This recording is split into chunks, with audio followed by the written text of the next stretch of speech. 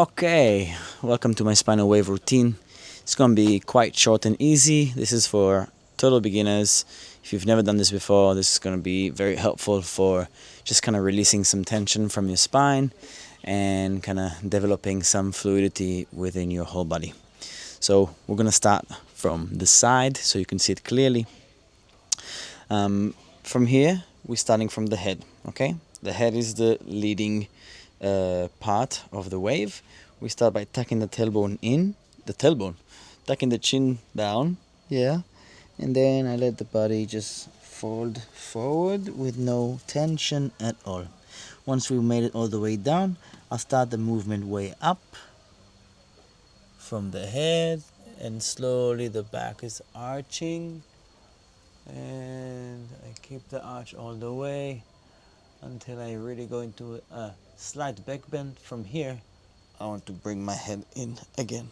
So I start the movement again from the head leading, and notice that my hips and head is always in a relationship. One of them is in the front, one of them is in the back, and they always switch places.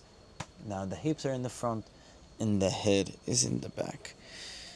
And we start to make this wave a little bit smaller and smaller, so we can start kind of finding different speeds of the wave.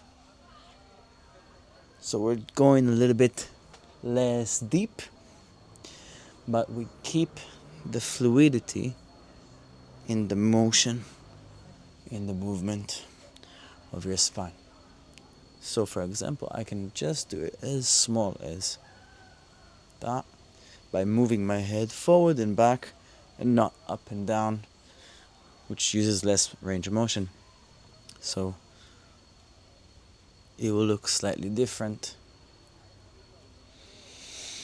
And you can take some nice deep breaths as you do that. Shoulders are relaxed. And let's stop. Okay, we're going to do the same thing from the hips. So the hips are leading. I'm going to do PPT, posterior pelvic tilt. Yeah, and the hips are leading me forward. And I start to arch until I'm fully open, and then my hips are pulling back. The head is changing direction. Now the head is in the front. And from here, again, I start the movement by rolling the hips in and forward. And I keep the rounded back until the last moment. And that kind of becomes one movement. This is a little bit more difficult for the brain for most people. But once you start to understand how to separate the spine into small bits and not move as a whole unit, then you will understand and feel that fluidity in the spine and in your whole body. You can change the orientation as you like, kind of play around with it.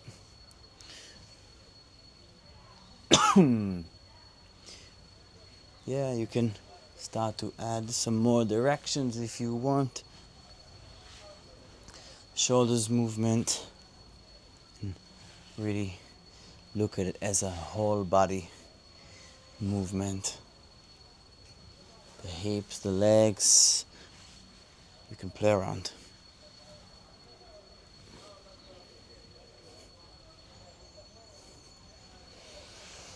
Okay. Well, I hope that helps, and maybe I will see you in the next video. Enjoy.